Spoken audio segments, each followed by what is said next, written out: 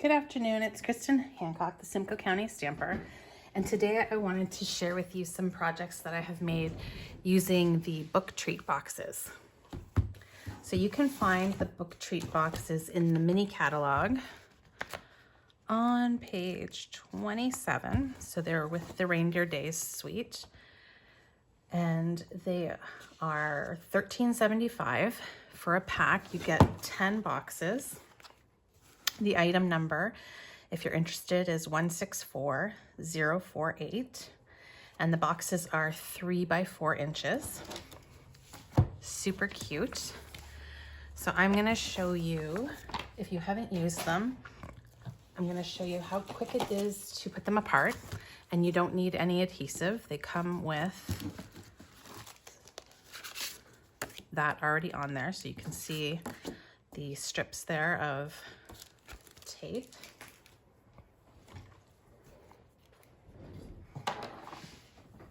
So I like to use my take my pick tool just to help get those strips off. So you can see all of the score lines. It comes in 2 pieces like this. So this is the book part and this is the box part. So we're going to go ahead and fold on all those score lines.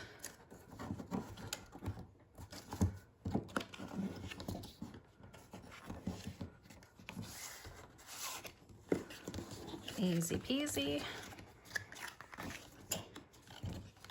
Okay. Once they've all been folded, I'm gonna go ahead and take off the strip for the adhesive there. You're gonna tuck in those tabs and build up the side, and then you're just gonna fold that over and secure it. So it's that simple. So again, you tuck in the two little tabs and then fold over. So I gotta peel off my strip first.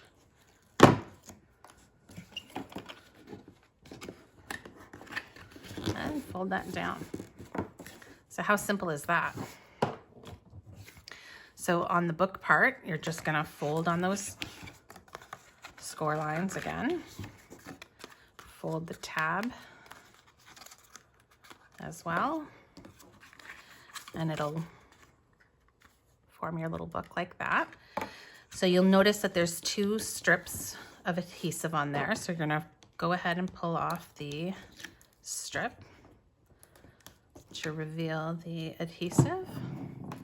And then you're just going to place the box right on it. So you're gonna wanna make sure that you center it. So just kind of eyeballing it. And then when you're happy, just go ahead and push down. And that's it. You've got a little storybook box. So once you have it like this, of course, you can decorate it any way that you want. So you can use cardstock, you can use designer series paper, you can use ink, you can, anything to your heart's content. And as far as what you put inside, again, it's anything that's gonna fit in a 3 by 4 little space. So it could be a gift card. It could be little treats, it could be tea bags, it could be jewelry. Yeah. You are limited only by your imagination. Once the box is put together, there's one more strip there, and that is to close the tab. So obviously you don't want to take that off until you're ready to gift it to somebody. When you do start to decorate the box, you're going to notice if you decorate this front flap, be mindful that you're going to have to close the tab. So you don't want this tab to cover all of your beautiful designs. So take that into account before you start decorating. For most of the creations that I have used, I have put a little dimensional on the tab, and then I've stuck whatever it is that I've created to this tab. That way it pulls off of it and it doesn't get covered when I close it. And I'll show you what I mean. So let's bring on some projects that I've made. This one here I made with my team at our gathering. I took this idea from Rhonda Wade. So if you've seen it before, she gets the design credit for it. Hers had a little home tag here that I removed. But Super cute. Inside it says from our house to yours. And you can fill that with little treats, anything you like. And this is what I mean. So I just put a dimensional on there, and that way the house doesn't get covered up by the tab, right? It's part of the tab instead. Okay, so that's the first one, just using some cardstock and some designer series paper. And then what did I do next? I made this Halloween one. So again, I have just used cardstock and designer series paper, and I used the Potions and Spells stamp set, and I put the cauldron right onto the tab. This time I didn't use a dimensional, I just glued it right down. But that way you can see if I were to put the cauldron here and then I put my tab over, that it would cover the design, and you don't want that. So that's my second one. So this one, again, just a simple piece of designer series paper. I put it on the binding as well. I did not put it on the back, with a simple label, a circle, and that adorable reindeer. And I've left it blank inside. For this next one, I thought, oh, why don't we make the box yellow? So I decided to just use a blending brush, which is one of these, and I just dipped it into my ink pad, and I colored the whole book part and also the box. All right, and then I just added a die cut. So this is a die that is coming out in the January to April catalog, so you'll see that soon. There we go. Easy peasy, just adding some ink. Next, I decided to add some ink, same way, but I also stamped an image. So this is from the More Than Autumn stamp set. How cute is that? So inside I would put like a Tim Hortons or a Starbucks gift card. And this one, I just tucked my circle into the sentiment down there. So it opens like that. And I stamped the box too. So that was just with basic beige ink and tucked it in. I had fun making this one. I think it's one of my favorites. So for this one, I decided to cover the whole box in designer series paper. And so I'm just going to take a minute to show you how I did that. What I found to be the easiest way is, so you've got your 12 by 12 designer series paper. And if it's directional, you want to make sure that you're cutting it this way at 4 inches.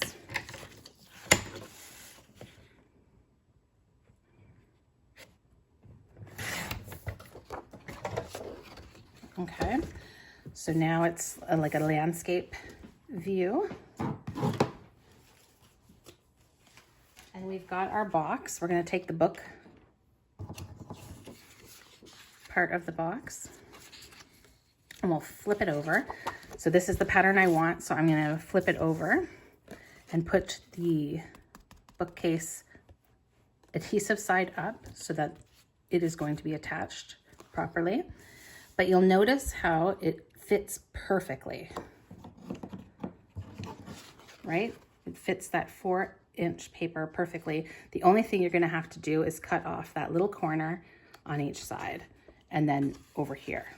So it really reduces, you've got 3 straight sides, totally is gonna reduce the amount of cutting that you have to do. Now to put it together, I used liquid glue is your friend. So go ahead and fold this on your score lines. That's really important to do. You're gonna go ahead and put adhesive on here. So go ahead and put the glue on.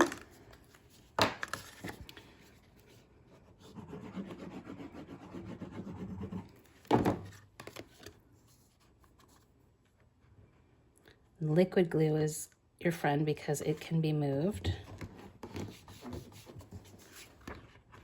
Okay, so make sure that it's on there. I'm doing it in sections like this because of those folds. You want to make sure that the paper is going to fold as well.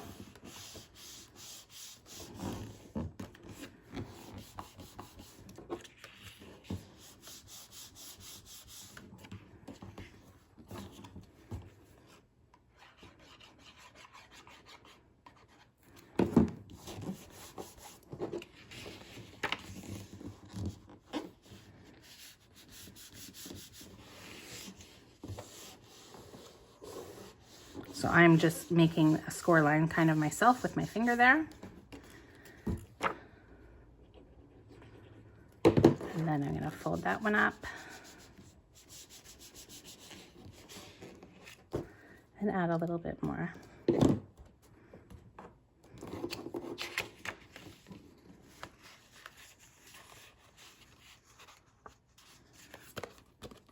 Easy peasy. So now all that you have to do is go back and cut. And that is simple in this corner, right? You're just going to round that.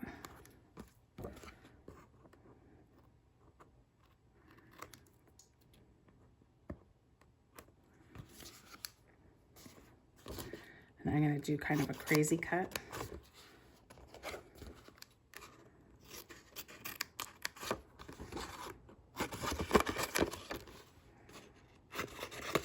Just to get rid of some of this paper.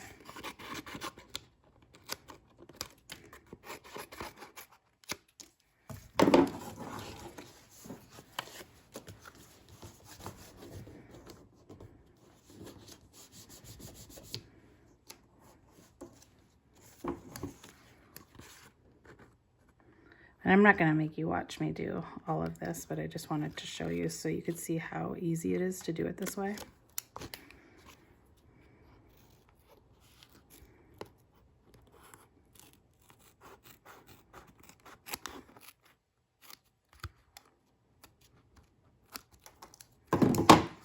And then I would go in and fine tune it. But anyway, you get the idea. Super simple, easy way to cover the box. So again, that's with Designer Series paper.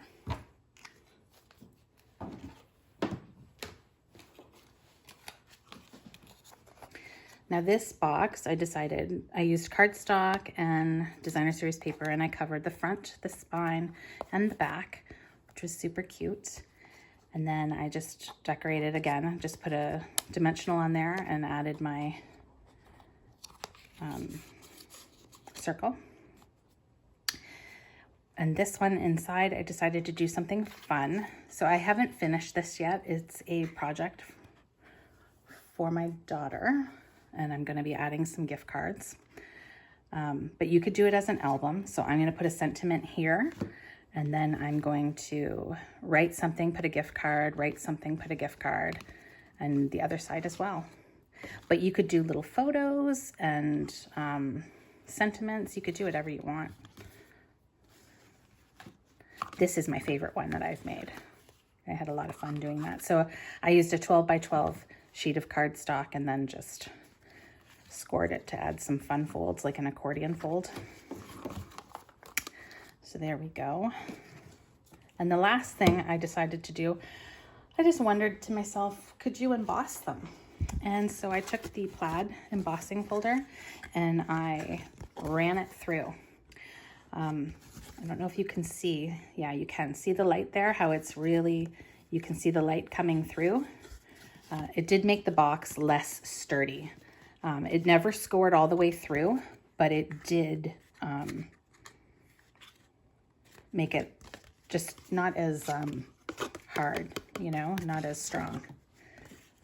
So it is possible. And if you use plaid, you can see my spine is kind of funny. It's because I did not fold my box first. So I'd recommend folding it on those score lines before putting it in, because I couldn't find the score lines. So you can see where I tried to fold it on the wrong line at first. And that was because there was so many lines with this embossing folder that my eyes could not find the original score lines. So yes, make sure that you do your folds before you put it through the folder, because that'll really help you when you're trying to put it together. But how fun is that? So you could even emboss it. So you can emboss it, you can add paper, cardstock, you could cover the whole thing, just the front, or you could add the spine, the back. You can add ink. I think it's so cute. I think you're gonna love them if you give it a try, and they're so easy to put together. It would even be a great project for kids to do for their teachers or their friends, party favors, even host favors, like table gifts, like limitless with possibilities. So go ahead and leave a message in the comment. Let me know which one you like the most, what you would be most likely to use, and if you have purchased them and you want to share things that you've made, I'd love to see. So thank you so much for watching. I hope that you enjoyed it, and take care and have a great day.